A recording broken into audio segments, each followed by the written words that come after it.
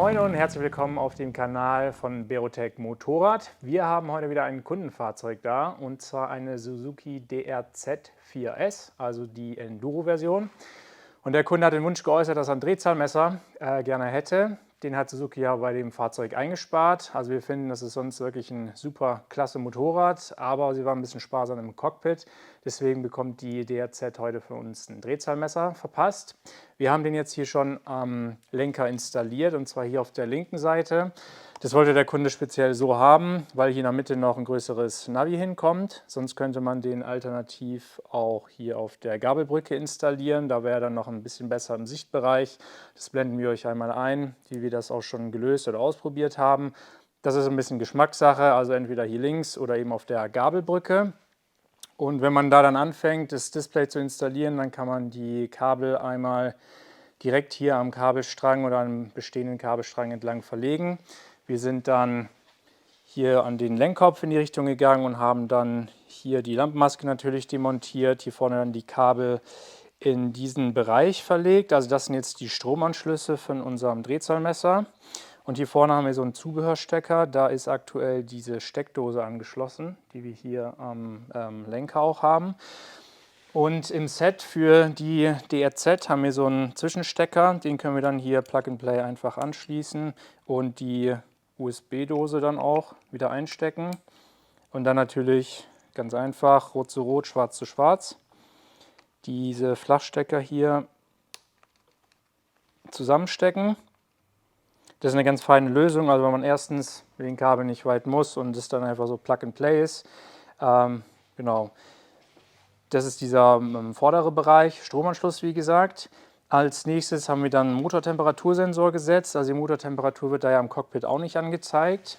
Da gibt es so, also die beste Möglichkeit ist eigentlich hier vorne direkt am Motorblock. Das seht ihr hier. Da hängt also der Sensor dann voll im Öl drin und das ist eine sehr gute Position dann einfach auch, um die Temperatur zu erfassen. Ist auch gut geschützt, weil wir hier dann noch den Rahmen auch haben. Und bei dem Kunden war dann auch noch hier ein Motorschutz mit dabei. Das ist also super, da kommen wir auch relativ gut hin.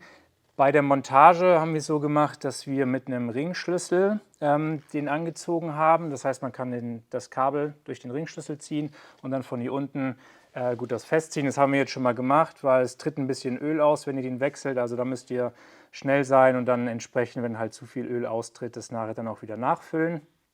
Aber den können wir dann hier installieren und dann ist wichtig auch, weil wir natürlich hier im Krümmerbereich auch sind, dass wir das Kabel ordentlich verlegen. Also hier geht auch schon so ein Kabel hoch.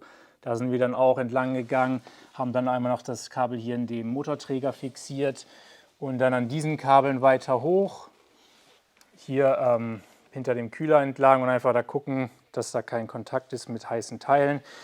Und das Sensorkabel dann auch hier einmal um den Lenkkopf rum und dann geht es zum Kumpan-Display dann. Das ist der Motortemperatursensor.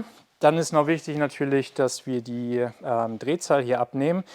Drehzahlsignal finden wir auf der anderen Seite vom Motor. Und zwar kommt hier das Kabel vom Kurbelwellenpositionssensor, kommt hier raus.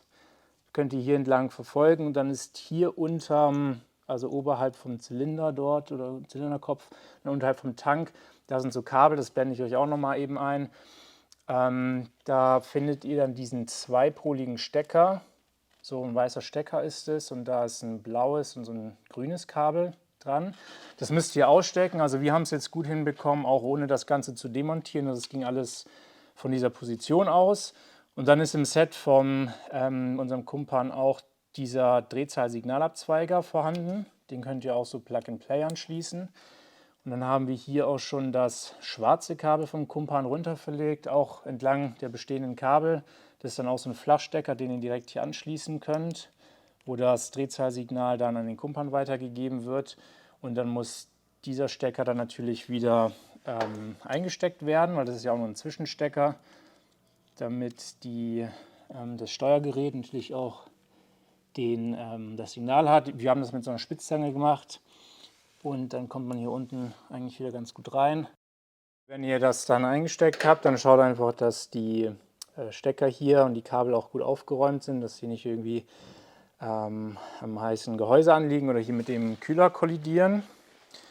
Und dann können wir die Maschine einmal starten, Zündung anmachen Strom ist schon mal drauf und Temperatur wird auch angezeigt.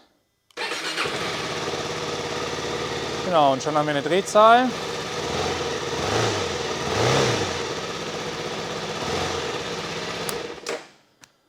Das wäre eigentlich schon mal alles.